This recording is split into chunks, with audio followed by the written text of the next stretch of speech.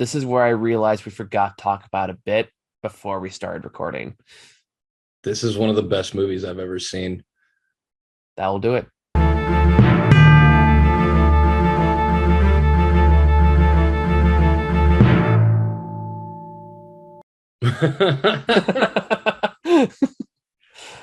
All uh, right. So to preface this right off the bat, this movie is only even out like in 10 theaters right now Across the country. Yeah. across the country. So this might be a Uh, case where you might need to. I'm gonna try to do like the first half of this as spoiler free as possible. no, we got to stay as spoiler free as possible for this one. What I can do is because there's just so much to talk about. No, Uh, we'll hardcore mark the spoiler mark. yeah, When like we so start I can talking. now that I know how to do it, I can probably just include a chapter break Okay, from when we do like the spoiler free to full spoilers because cool. yeah. Um, So ideally, when this movie goes wide next week, go watch it, come back, and then watch the yeah, rest of the video.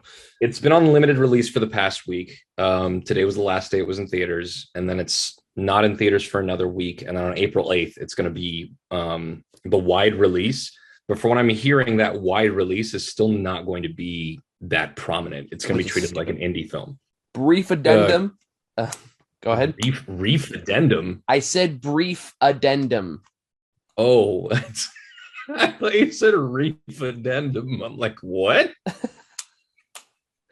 What's a reef addendum? It's something we Anyway, were warned about in college. Anyway, yeah. We were wrong. The movie is actually continuing to show over the next week in a few theaters, just in a more limited scope than it was over this past week. So if you want to go see the movie over the next week, do so. See this movie. Look for it anywhere you can. Go see it. It's worth it. it's just stupid. But I'm really hoping that word of mouth will kind of set this on fire and give it like a slow ramp up to people just wanting to go see it. Because I want to see it again. Like I've seen it twice now and I want to see it again. I've only seen it the one time with you when we saw it in theaters last week, and I Yeah. want to go see it again. I'm definitely going to watch it again when it comes out again next week. Yeah. But yeah, this is a case where you and I both came into this. We're both fans of Swiss Army Man. We both love that movie. You can go look at our Yeah. review of it. I've watched all of the Daniels's short films. I've watched I've seen The Death of Dick Long. Yeah, you went on a binge of their work of their filmography. Yeah, I'm a into fan. here. I saw Interesting Ball before Swiss Army Man even happened, so it was like it's been a ride for me waiting for this movie. But like the minute you and I got this trailer, we got a Matrix Resurrection, and we were both just like, "Oh, this looks kind of interesting." Then we saw By the Daniels, like, "Oh shit!" Well, talking about you realized it first, and then you told me like, "Who is that?" Because I'm stupid. I freaked out, and you were like, "What?" And I'm like, "It's the Swiss Army Man guys," and you're like, "Oh!" "Oh!" That's when I was like, "Oh, cool! All right, yeah, I'm down for this." Because I love that. I love that crap. That's so good. And this one is yeah, it's a fucking masterpiece. And to a degree, that's honestly almost kind of frustrating. It's kind of shocking because, like, I was expecting something that was a decent follow up to Swiss Army Man. You know, yeah, people take time for their projects for different reasons. Maybe they take time off to get certain things done. Who knows? Life stuff. So I had no idea what the Daniels had been up to, but I didn't know that they'd actually been working on this for the past 6 years. And called it. Yep. we were expecting something that was, you know, a good spiritual successor to Swiss Army Man, like something that was kind of fun and weird and wacky, had some like light existential elements, like, you know, because Swiss Army Man also had some of that fun stuff. But yeah, when they made Swiss Army Man, one of the things they wanted to do was make a movie out of all the things they hated, like some of their least favorite things about some movies. Like they hate acapella, so the whole soundtrack would be acapella. They hated buddy movies, so they made the whole thing about like just these two guys, and like just things like that. They took a bunch of tropes that they hated and tried to make a movie that they enjoyed out of it. And you know, they can't do that again. So no. I just figured, like, what are they gonna do? And what we got, holy shit. Yeah, like I cannot emphasize this enough, everyone, that when we saw this, not only did we both just sob in the theater, yeah, Like you're Well, more open about that than I am. I think you're jumping ahead there. I am. I'm setting the stage. I'm not trying to give away the ending or anything like that yet. Well, no. It's because the thing is that this is so much. It's not just that. It is. No, it's. I mean, yeah. Go ahead. It. The way it gets you into the story, the way that it uses the comedy to build up to the second half, the way that it uses the concept of a multiverse. Yeah. It is not only are the action sequences legitimately interesting and dynamic and well choreographed and fun and interesting, they're hilarious. Yep. They're really funny just based on like certain premises of the film. So I don't even want to get into those until we get to spoiler territory. Sure. Well, look, but when I was reading that with what I was saying earlier is not only did we both just kind of break down watching this, we were also laughing and confused and just trying to process everything at the same time to a degree. It's like, this is mastercraft filmmaking that we've never seen before. See, I would flip that. I would say that even though we were laughing and having a great time, we also had those other things. Yeah. Those things came later. You know what I mean? Yeah, sure. And the way that it comes up on you, like, and it's going to hit different people differently. Not saying that, you know, it had themes that hit both of us in particular soft spots right now at this particular point in each of our lives. Different spots, by the way. But you know, it's at the very least, this film has an emotional core where, aside from just being like this crazy multiverse kind of silly, fun action movie, it also has an emotional core of just wondering about the possibilities of the paths you didn't take and who you would have been if you'd done things differently. And mixing into things like, you know, family dynamics in a variety of ways. I don't even want to go into the different types because I don't want to, like, those are important. For sure. But it hits so many different targets. Yeah. Both dramatically and comedically. And it brings it all together in a way that just like you watching this, like even on paper, there's no way this should work. Yeah. Like on this many science levels. Fiction elements are fantastic. And it's just like even some of the imagery and the tones, the wildly different tones it mixes within those imagery. It's just like, this is insane. And I can't believe that, like, this almost makes me mad as a creator going like, I wish I was this clever and I never will be. And that kind of makes me mad. Can you imagine being so talented that you can set up such a ridiculous joke and premise and then go back to it during one of the more emotional moments of the film and still have it work both on a comedic level and a dramatic level? And what it makes work, we'll get to it in the spoilers, but what it makes work is absurd. It should not work. And it's fantastic. And we just sat, because we saw this in San Francisco, we just sat the entire drive home just like in a mixture of stunned silence and like, did that? Yeah, it did. Yeah. So in a certain way, like I was looking at my Letterboxd profile after this, and I'm like, God, which movie do I remove from my top 4 to put this there? Because I thought, like, I have to do this. And what blew my mind was that the best way that I could come up with to and this is very specific, like maybe you've seen these movies, maybe you haven't, but somehow it manages to hit the themes that are touched on between Evangelion 4.0, I'm just going to call it 4.0. Yeah. And 9 Days. Yeah. And also tangentially kind of Titan, whatever we want to call it. But like it kind of ropes a little bit of that in there too.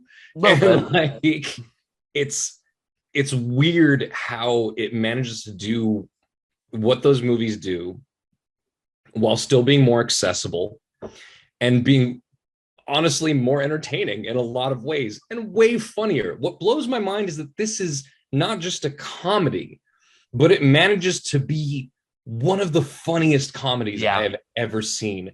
There are visual gags in this movie that are just Like Like honestly, I'm like laughing this just is thinking about them. like this is like Edgar Wright quality, like comedy and execution, and just how fast the jokes are coming at you and how manic they are, and yet still so perfectly crafted and paced and timed that not like no time is wasted, nothing doesn't feel deliberate. And there Yeah. are certain points where you just kind of look in the background for other things that are going to come up later. Even then, you're still going to miss a good chunk of them because the movie's just throwing so much at you every second of it, and none of it is wasted. And that's like Mhm. that is so fucking talented. I'm again, I'm weirdly frustrated by it, even though I love you and I hate you, you glorious, beautiful bastards. The like, and aside from that, the music is great. Yeah, The cinematography is great. The visual effects are great. the The editing is Daniels have been amazing. Yeah. working on their uh they've been working on their special effects craft forever. Like their early short films were exercises in making these kinds of effects work, both between practical and CG. And as if you go back and look through their short films, you can see the progression of that stuff. Um, but they have one short film called Pockets. Yeah, you're talking about this one. Yeah. I told you about that one, but I highly recommend just go look it up. Like go look up the Daniels' short films and find Pockets, because Pockets is the story of like a dude who has a magic jacket where he can reach through a pocket in it and come out through someone else's pocket. And they have an action sequence through this. And this was before they did anything big budget. They actually had a choreographed fight sequence through this dynamic. It's only like a 3-minute short film, but it's so interesting and original and fun. And you can just see where that's leading into the kind of stuff that they're doing now with this movie. Like this really And it's does kind feel of like a amazing. magnum opus. Like everything, like the culmination of their entire creative career is I just mean, it can't be because it's only their second movie. Like, I know, which is part of what's um, frustrating about it. this is, and honestly, this is the first time on my Letterboxd account where I am looking at all the people that worked on and that have seen this so far, and look at the consistency of those reviews. Yeah, like as high as you can go. I've never seen any other movie hit that level of consistent, like 4.5, 5 stars. Only one of these people gave it 4 stars, Bastard. and they didn't post a review with it. It's the only person that didn't post a review with their fucking rating, which sus. But Just there a is, troll just to put 1 star down just to fuck with people. yeah, and the acting in it is fantastic. You have, the main cast is Asian with the addition of Jamie Lee Curtis on the side, and James Hong as the grandpa, legendary fucking, like, this actor has been around for ages. Yeah. The eye doctor from Blade Runner, all the way to the duck father in Kung Fu Panda. Like, he's been everywhere. Yep. And then of course Michelle Yeoh, who's Yeah, I was gonna say legendary in that. her own right. I mean, But then you have this is Ke kind Huy of a big deal Quan. for Michelle Yeoh though, because like she's usually like a side character, very rarely a leading actor. Yeah, I haven't seen her in a lead for a while. But the crazy thing to me is, I hope I'm saying his name right. Ke Huy Quan. Yeah. He hasn't been in any serious movies for a while. Yep. And the ones that he was famous for was The Goonies and Indiana Jones and too. Short Yep. Round in Indiana Jones and the Temple of Doom. Yep. I actually He knew that hasn't going into had it. a substantial career since then. And he just shows up out of nowhere. And I don't want to spoil the versatility of his role, but So when you good. get into like the multiverse versions of him as well, He's so it good. really showcases how fucking good this guy is Yeah. at playing different characters. It's amazing. And of course, you have Stephanie Sue as Joy, the daughter, and she is relatively new to the field. I saw she was in Shang-Chi. Was she in Shang-Chi? Who was she in Shang-Chi? Huh? Who was she in Shang-Chi? Making me look shit up. Sue. That's been a bit part because I don't remember her. I don't know. It's a list of names and roles. What do you want from me? But like, but yeah. So she hasn't had a lot of leading work, or any really from what I can see, at least in major stuff. Mm. And she's great in this. She really nails the different emotions that her character goes through throughout this movie. Yeah, All the way from like, you know, the it's really hard to say queer, without spoilers. the exasperated queer first generation immigrant daughter. Yeah, Like she nails that, because let me tell you, as a first gen immigrant, kid of Iranian parents, some of that, just like that opening scene where they're just showing the family going back and forth, like, oh man, some of that was way too close to home for me. But yeah, so everything about this movie is fantastic. yeah. Like I honest, like I think the only thing in which I acknowledge is a personal nitpick that I have even had issues with was one scene in particular. We're talking about the spoilers, but I was like, oh, you know what I'm talking about.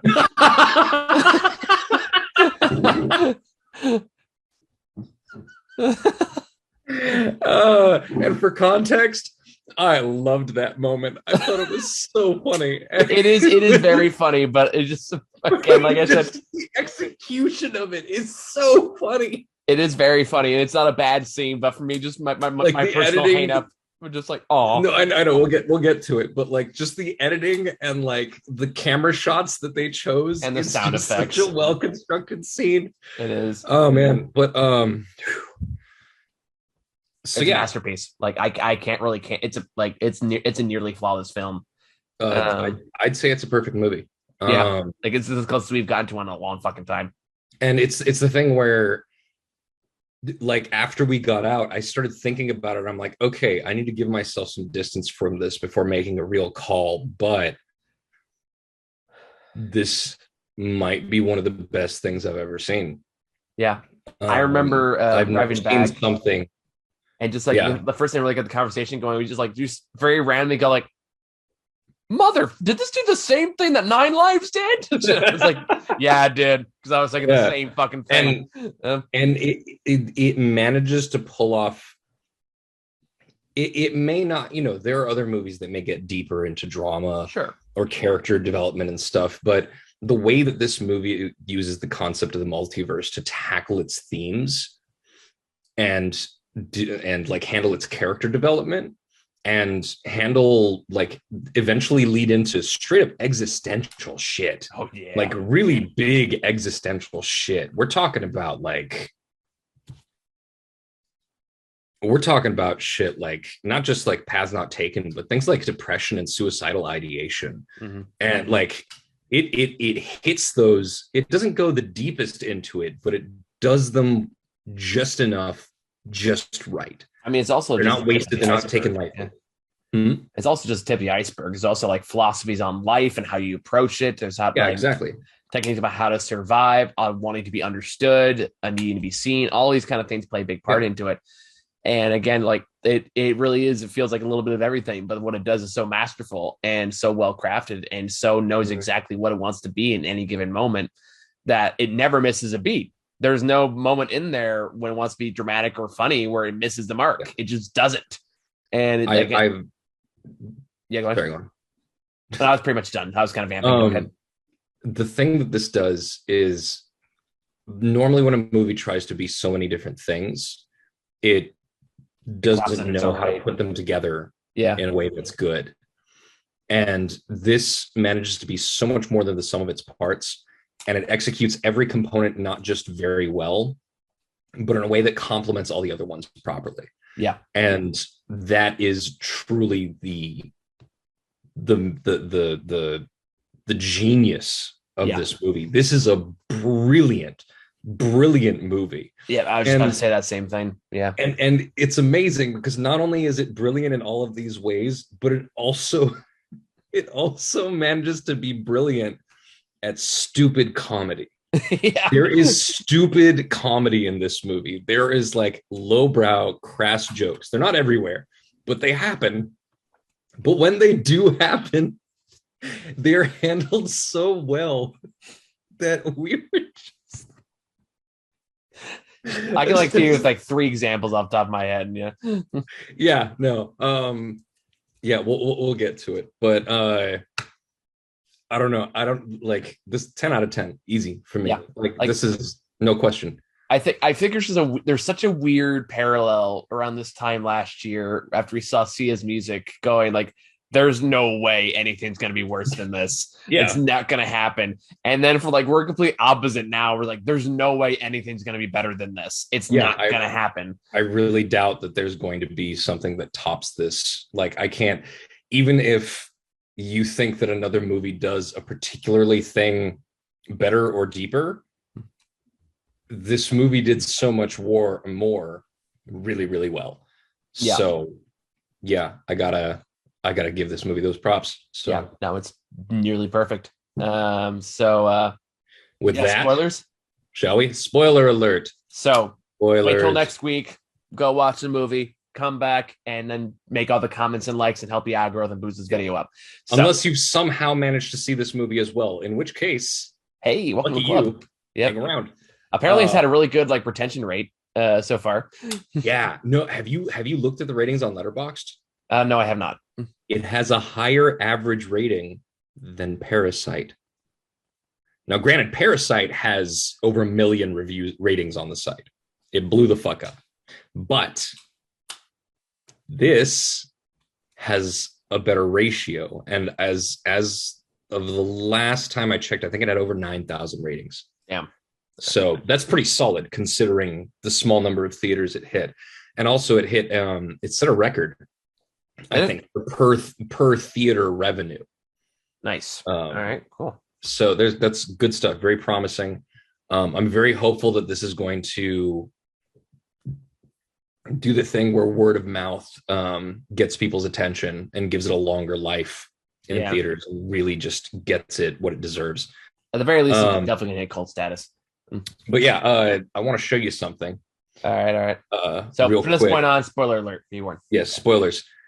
So I love this poster, right? Yeah. So the thing is that if you look carefully, in the corner there are butt plugs. Okay. So where do we even start with the spoilers for this? How do we even? Okay, like I was trying to describe this movie to my therapist, and I was like, I can't. Like like even if I wouldn't be to end, I can't adequately explain this. So to get like there is a multiverse threat that they are trying to fight, and another version of her husband jumps into her dimension. Yes. And the way that you jump through dimensions, you can jump 2 other dimensions and experience what they get, but you also absorb their skills, you absorb their memories. You can also kind of take control of where they are when you're connected, and experience where they're at in their life. Fine. But so what the thing that you do to connect to another multiverse, it's a weird thing to like explain the specific dynamics, but long story short, you have to do something strange. Yeah. And doing something strange like creates a bridge between you and another version of you. Yeah, basically it's such a jolt to your different projected timelines that it branches off in such a weird way in the multiverse like creation thing that you can jump to an adjacent multiverse. And there's like a percentage chance, there is a there's a percentage chance, and there's like different things that you can do to activate different paths. Mm-hmm. And I really want to see when this comes to home video, like pause it on the screens when it runs through the different possibilities of what you can jump through and like what you need to do to get to them. But you know, there's shit like one of the first ones it shows is like putting paper cuts between 4 of your fingers, which is just awful. And there's like eating a piece of chapstick. Yeah, there's that one. Stuff like that. But as it evolves through the movie, there's a dude who fucks a lamp in the background in one Oh scene. yeah, I forgot about that. One person that still starts seeing Ave Maria, and she's even Yeah. credited for seeing Ave Maria in the Yeah, credits. no, she's in the, which is a great like Batman parallel there. Because one of my favorite parts of Batman was during the credits when I sat through the credits and it said Ave Maria, composed by I think Franz Schubert or Yeah, something something, like that. performed by Paul Dano, like Yeah. because he sung it all fucking unhinged in jail. But there's a similar credit in this movie for the actress that sung that, and fantastic. But yeah, this it's funny how we're reserving this for people who have seen the movie, but we're trying to explain the movie for people who haven't seen it, who just decided I'm going to watch the spoilers. Should we just explain what the like? Assume you've seen the movie at this point, and just go into it that way with that knowledge in mind? Because I feel like that's probably the best way to approach this. Probably, yeah. Because like if we try to explain it, then we have it's like trying to explain like Spider-Man continuity. We This is have to going to be like explain. an hour and a half long. Yeah, exactly. Yeah. Um, Okay. Well, yeah. Let's jump. so we're right gonna in. work off the assumption you've seen the movie at this point, Yeah. or at least read enough about it to get the general basis of it. Mhm. So I do. I just have to appreciate going back to what you're saying about crass jokes and just jokes that you think are like, oh, that's a dumb one offer, and then it comes back in glorious ways. There's this joke early on in the movie when Joy, her daughter, is like gets comes into her universe and starts trying to fuck things up. That she starts talking about like the puppet master, talking about Ratatouille, but she's Rakakuni. Rakakuni, and it was like Ratatouille. You mean the one with the rat? Like, no, it's a raccoon, and you think it's like a dumb one-off joke, and that's it. But then later on in the movie, she gets transported to like a version of herself that's a master chef, but there's someone else that's better at her, and doesn't understand why. She And then works she at like a runs into the Benihana kitchen style with thing. her, just this giant raccoon on his head, pulling on his hair like Ratatouille. And if you look when it first shows him, it's a very quick shot. So if you're not paying attention, you won't notice. But what he's passing off as his ponytail is the raccoon's tail. Like it is great. fully visible the moment you first see him. That's great. I didn't even catch that. Fantastic. That's great. And so like, and it's like not even like a CGI raccoon. It's like it's crappy animatronic raccoon. Such a bad fucking practical effect. And you know it's like done 100% on purpose just to make it look as cheesy as possible. Yeah. But then like later on, like the raccoon gets ratted out and gets carted away by animal control. And there's a dramatic sequence where she jumps on his head to like use his body to chase after it. And then he jumps on her later on when he gets too tired. And it's like, it sounds so silly. We say it out loud, but you watch it in practice. You're like, oh my God, chase it, man. Get that raccoon. That's really the strength of this movie. Like, the rocks. Yeah. The scene with the rocks on the cliff. There's this scene where they're just jumping through different dimensions and shit's just going crazy. And eventually they end up like it's just on a cliff with these two rocks sitting there. Mm-hmm. And the rock is her and her daughter. And in the middle of all of this action-packed, crazy, weird shit that's been happening, all of a sudden, you have this moment where there's no music. Yep. It's just the ambient noise of standing on a cliff as these two rocks looking out over this big view. And they start talking like talking through they text. just play text on the screen, and that dialogue is legitimately funny at points. But then it starts talking about the existential issues that they're thinking about, and suddenly it gets emotional, and you can tell that they were trying to be like, let's just make them rocks, and then let's make that be when the real gravity of this hits. Yeah, where they start talking about how like nothing, like we see everything, so nothing matters, basically. Yeah, and it's so it's such a brilliantly pulled moment. Yeah, and it's a rug pull. The thing about how it did the twist, the initial twist, not the reveal of Joy being Jobu, but how it handles the twist with Raymond. The fact that when you find, because everyone thinks that, she's doing something that's going to fuck up the multiverse. We got to stop her. Yeah. And that's the whole goal of this massive multi-dimensional force that's going around. Gotcha. And it turns out that the reason that she's doing this is because she wants to kill herself. Yeah. This isn't to hurt anybody else. She just doesn't care about anybody else, and they get in her way because she wants to die this much. Mm-hmm.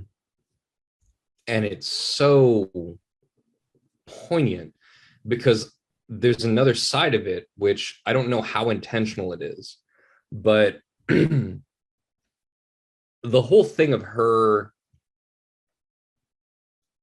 being caught between all of those different things at once and having her attention scattered everywhere.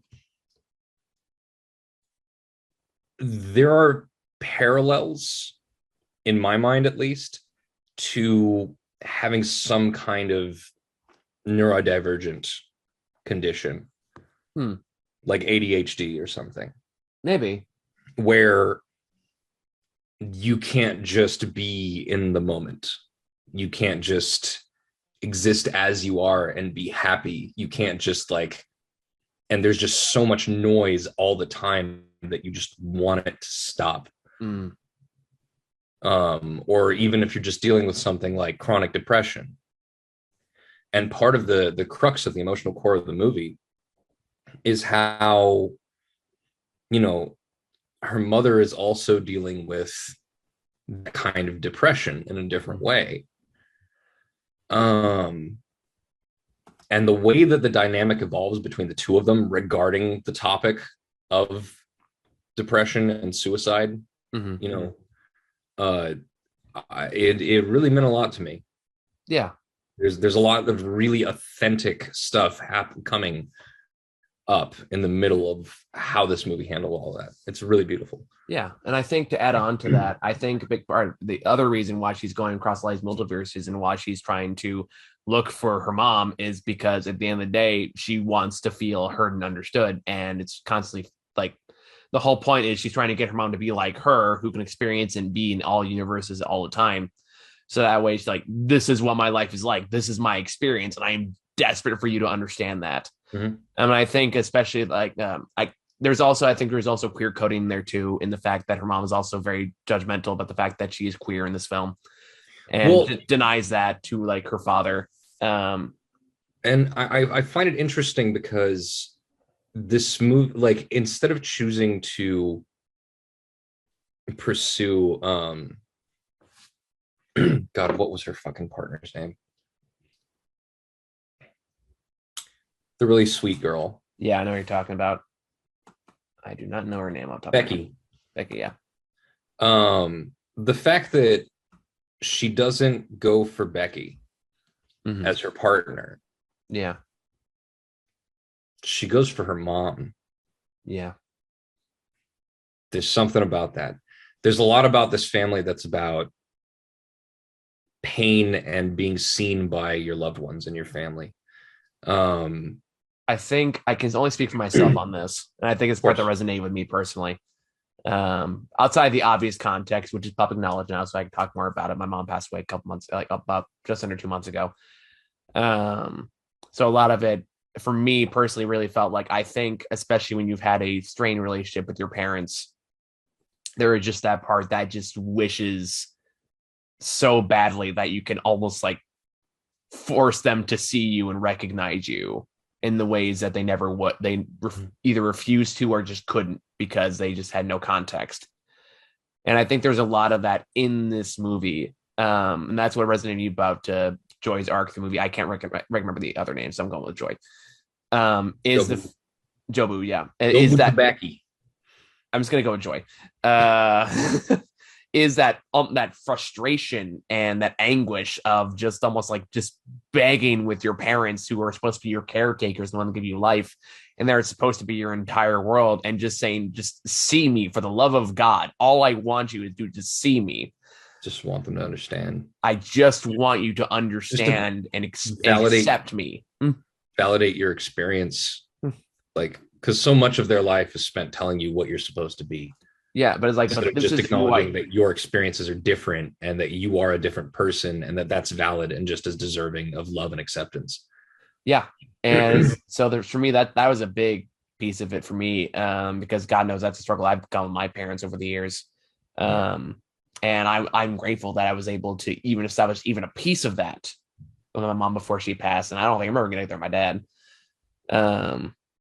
And so like that's when I started crying, I think, when that all kind of came together. Especially we're jumping a bit closer to the end now, because one of my biggest philosophies in life that has been for a long time is, and I think you and I share this, is that it will always take so much more strength and power to be kind than it ever will be to be cruel. That's something I believe for a very long time, and I've definitely revolved a lot of pieces of my life around that philosophy. And the scene treated as weak for it, when I actually think about how weak it is to just shut down all of your feelings.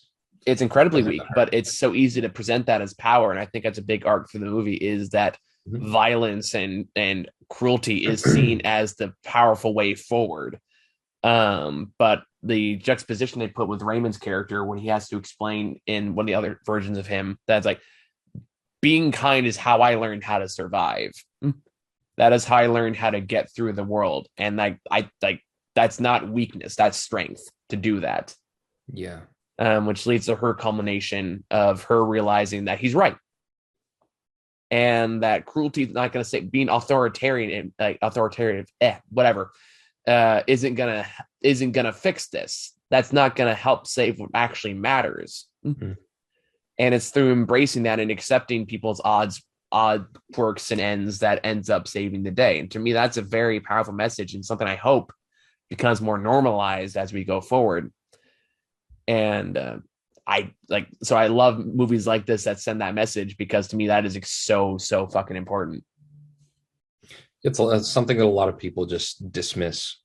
Yeah, it's because it's easy to dismiss. Because again, like you're soft and you're kind, which means everyone can use you. You could be a doormat. All those stupid binary versions of kindness and cruelty, where there's no room for nuance. There's no room for like, hey, you can still have boundaries as a kind person. That's still a thing you can do. Yeah. But it's always like, oh, if you're kind, that means you'll just get taken advantage of. But if you're cruel, then no one can ever use you. But then you just end up alone and just angry at the world, or depressed, or just lonely. And it's just a sad way to exist. But the alternative is leaving yourself open to getting hurt, and that's too much for some people. Yeah. That was a bit of a soapbox moment. No, I mean, that's it's hard to really explain how much this movie pulls off. Yeah. I'm sorry, Muhab, buddy. I hate to do this to you. I'm going to pause for one brief second, because I ordered food that I thought was going to take longer to get here. Go. Yes, fine. We'll be right back. And we're back.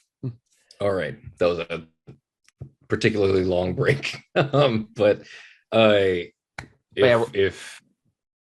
talking about, we were on the kindness theory thing. Yeah, I was just talking about how it takes more power to be kind than to be cruel. Yeah.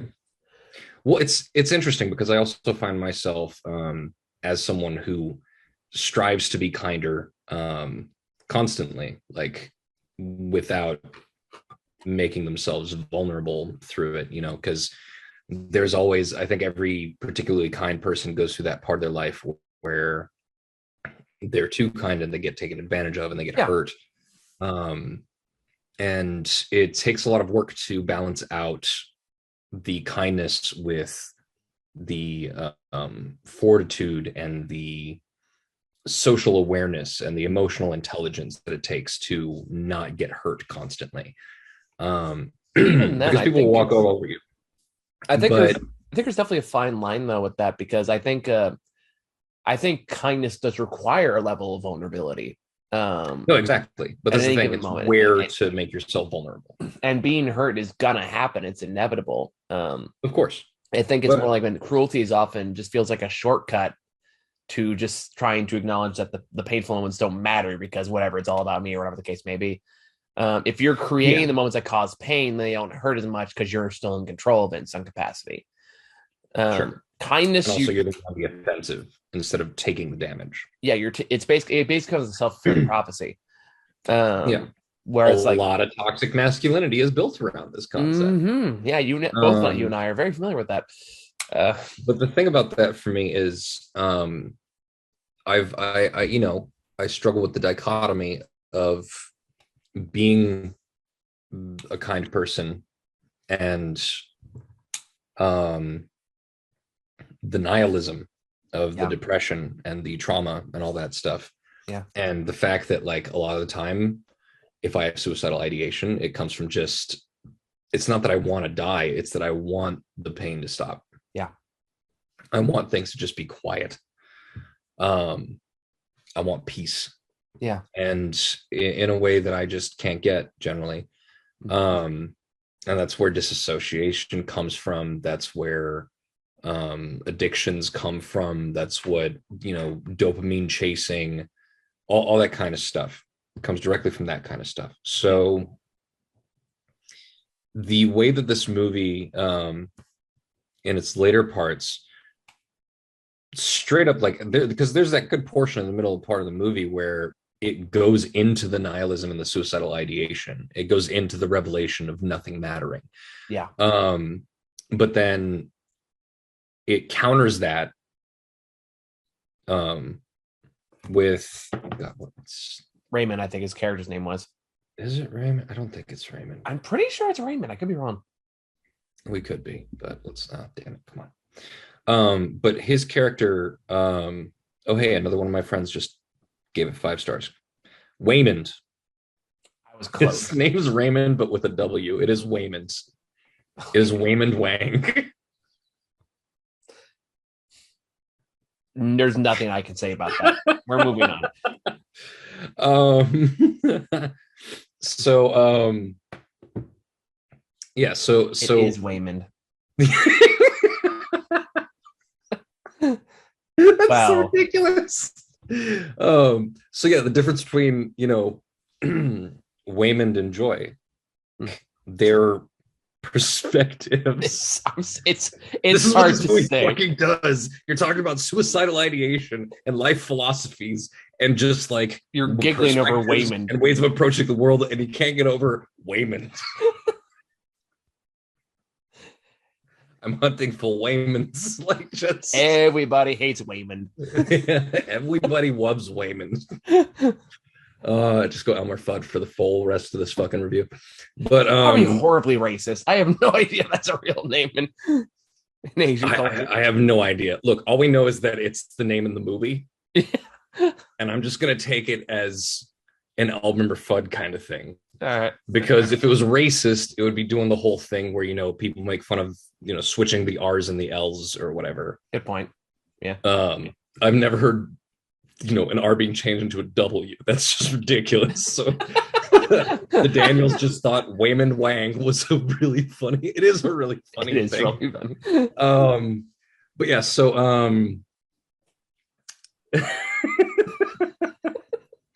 you're contrasting those two perspectives. That's what comes around to the whole zenith of the movie, where, you know, Evelyn has to come to terms with those two philosophies, right? But even when she's coming to terms with it and understanding that balance and trying to figure it out for herself, Yeah. it doesn't necessarily mean that she's convinced her daughter No. that that's the way to go. Like, her daughter still has all of her own pain to deal with. She still wants to kill herself. Yeah. And she realizes that even though there is this kind of insurmountable gap between them, they still love each other. Yeah. And they're still connected, and they still want to see each other. They still want to have that connection with each other, even if it's difficult. Yeah. So there's this other level to it, like that it goes to, which is just fantastic. Like the way that it brings all of those different contrasting things together, and back around at the end, the whole idea of nothing mattering is not necessarily a bad thing. It might actually be a conduit towards just the freedom to do or be whatever you want. Yeah, but I interpret that piece a little differently, but I get what you were saying. I interpret it less as in, nothing matters. You can kind of do whatever you want, as because it's framed both a positive and a negative, especially in the third act, right? Sure. That's versus nihilistic method, which is like nothing, everything is real, therefore nothing matters. So nothing I do matters within that. Versus what happens with Wayman's perspective. I'm gonna get used to it. Yeah. Where the theory is like it's kind of the opposite. It's not that nothing matters, that everything matters. So that like everyone matters in there because everyone's living their own lives and their own struggles. Therefore, you should be kind to everyone. And however you project yourself into the universe that way is contagious. Which I think is another important element of that third act as well, is the fact that through the entire movie, the whole concept is like we need to kill this, like we need to kill Jobu. And we need to like the killer to save everyone. The whole thing is like violence and just carnage, and everyone's trying to kill and trying to attack each other through some pretty absurd ways. We have yet to talk about the butt plug scene. And but all of I don't think we need to. Whoever's actually seen the movie knows exactly what we're talking about. That's true. That's very true. But it's just a brilliantly shot scene, and that one scene just encapsulates, I think, the skill that the Daniels have at building tension and also absurdity and also like surprises. Yeah. To really control the flow of emotion through that kind of roller coaster of a scene. And then also just executing ridiculous visual gags while having really good action sequences. Like that is the pinnacle of that, I think. No, it is absolutely. But I think the point I'm trying to make there is it kind of goes like the violence begets violence, that cruelty begets cruelty. And that however you project yourself in those situations will spread out one way or another. But then it also shows that the inverse is true at the end, where it's like if you spread kindness out, you help people and you do what's right for them, help them feel seen and heard, then they're going to take that forward. Maybe not always, but enough. And it really just kind of speaks to just like, and that goes like not just how it helps heal the damage that's created over years of trauma with your family, albeit in like even just giving them a chance is already a big step. But just in like how that philosophy just helps everybody feel more seen and heard, and everyone's willing to be more accepting of others that way. Granted that the second road's a lot harder because there's definitely a lot of people that will never change and will always choose cruelty because that makes it feel more powerful. But in my opinion, it's always the other road that's much more worth it in the long run and much more helpful, or at least contributes more to society as a whole. Yeah. No, that's it was a decision I made a few years ago. It's the person that I was trying to be growing up, and then I got sidetracked by slowly, subtly by a certain social circle that I was with, and it turned me into someone that when I realized what I'd become and what I had actually wanted to be, it was a shock. It was a huge shock. And I made a conscious decision to leave that behind because it took a lightning strike to snap me out of it. And when it did, I realized that I had to let all of that go, and I could because I realized that I did not want to be who I was because of this stuff, and that I could make a choice. Yeah. And I remember the thing that I remember guiding that decision was it being a question of what I wanted to put into the world. Yeah. And that's been the baseline of my decisions ethically ever since then. I think for me, and I feel like it always is a conscious decision. I think when you go from the kind of kindness where you can manipulate it pretty easily to the one where you actually use it to build something, it does have to be a conscious choice. Yeah. And I remember for me, it was when I was 17. I remember this very clearly because this is like just when the social circles I had at the time pretty much completely fell apart. And I kind of started to realize how like wrong or toxic or abusive it was at the time. Granted, I wouldn't recognize the layers for it until much later.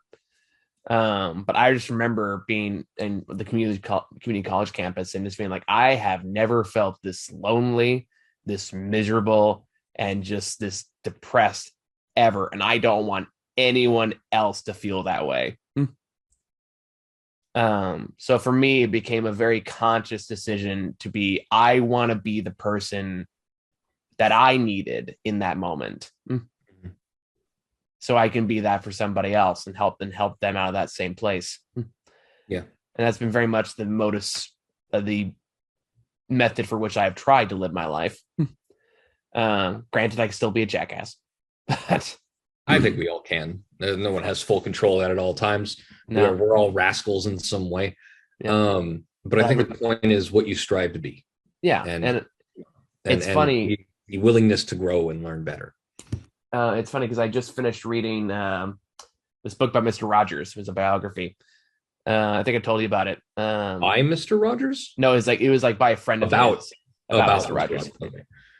But at the end of it, is talking about like after he passed, and like one of his close friends has basically said like he was the most powerful person I ever knew, like capital P power. No one will ever come close again. And I think that just speaks to it, is that like, because it's fucking hard. And people piss you off, and especially family. Yeah. And it's really just learning how to navigate that without sacrificing too much of yourself, because that's a double-edged sword. Yeah. Is giving too much in this pursuit of that kindness. But there is a way to do it that helps not just yourself grow, but everyone around you grow with you. And when you can kind of reach that balance, that for that transcendence, to kind of tie it back to the movie, like that is something that's beneficial to the world, and I think that's something we need more of. Mm-hmm. Absolutely. So that's my TED talk. It is something that's very, very important to me. No, it was interesting to feel this seen by a movie. Yeah, on so many different fronts. There is the emotional core of this film is so authentic and multifaceted. Yeah. While still remaining focused somehow. It's astonishing. Yeah. Like all of the other stuff, we keep talking about how much this movie pulls off and how well, but there, like, I have to stress, like, even for how funny it is and action-packed it is, this is what makes the movie truly special. If it had just been that, it would just be one of the funniest movies I've ever seen. Yeah. It would have been one of the best action comedies I've ever seen. It would be up there with Kung Fu Hustle. It would probably be up there with like Pop Star. But the fact that it comes around to this other side of it, which is this really powerful, wide scope emotional core that comes back to our relationships with ourselves, with our parents, with our partners, and with our experiences, with our regrets, with our like wonderings about what life could have been. It brings all of that together in a cohesive way. Yeah. And it's really good. That empathy can lead the way. Yeah. And it takes courage to do so. Yeah. Especially and it's like super rewarding. It is. It's not always. I think that's an important part to stress about it too. It's a lot of times it can be pretty thankless. But it can be super rewarding if you put it in the right places. Yeah, but when it is rewarding, it does feel pretty damn good. And even when it's not rewarding, sometimes it's still worth doing. I think the way I say it is like sometimes the reward may not be for you, but to the person you give it to. Sure. It's kind of the way I look at that. Sometimes it's just the right thing to do. Yeah. So even it's to help a daughter feel heard or understood for the first time in their lives and accepted. Yeah. Which is so fucking huge. You think I'm glad society is turning more to that level of thinking than back when you and I were kids. I think that part of what makes this so, like, I think the big thing about Evelyn's revelation is that she never took the time to really see her daughter before all of this. Not just in terms of her as an identity, but the fact that she was having such a hard time. Yeah. And if she had just taken the time to connect with her on that basic level, she could have maybe accepted what she's dealing with. Yeah. But it's also clear that she had her own vision of what her daughter was, and she wasn't able to look past that, like especially with the whole queer identity part of it. Because there's there's actually this really good Gizmodo article about it that was talking about But the Gizmodo article. yeah. So there's this great Gizmodo article about just about like the trans experience of watching this movie as it is and how queerness plays into the overall narrative. Yeah. And they make a notice to point out that like how her daughter being possessed by like this, what the Jobu was it called? Yeah. Was Tabaki. I'm never gonna get it right. So Just think the last name is Wacky Tabaki. It's sure. It's not gonna stick. I'm promising you right now. You'll get it eventually. Evelyn did. You'll get it. Okay, sure. With my great reputation for names. Yeah. But anyway, but the part like there was a great point that they made there where they're just kind of talking about like how just her mom has associated with her being queer as part of the part that's got possessed. That was the so it wasn't a part of her because that can't be part of the daughter that she knew and loved, right? So it has to be something else. It has to be this other entity. Well, that's also the unfortunately, you know, that's a first gen queer immigrant kind of experience because a lot of immigrant parents come from cultures that aren't as open-minded when it comes to things like that. So that's, I can only imagine how much of a theme that is for how many people. Yeah. But it's also it really comes down to that one line where after she does all this crazy shit, and then she just makes a point about like talking about like her queerness, and she's like, you just saw all of that, and that's the part you're worried about. She's like, after all of this, you're still hung up on the fact that I like girls in this universe. It's it's really something. But God, what was it? I also felt like there is an interesting, I like the way that this interpretation